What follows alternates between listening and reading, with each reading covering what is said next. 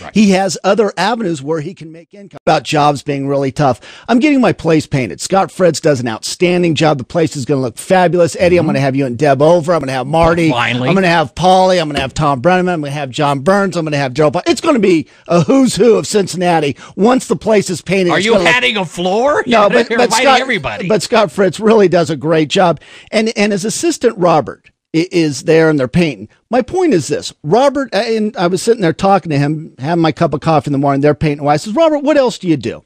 He says, well, Trace, I paint.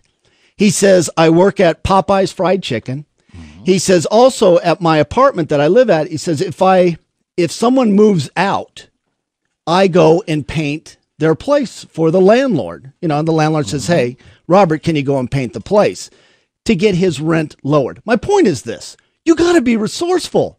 I mean, if you get fired as a salesman and that's all you can do is sell, you're going to have a tough time.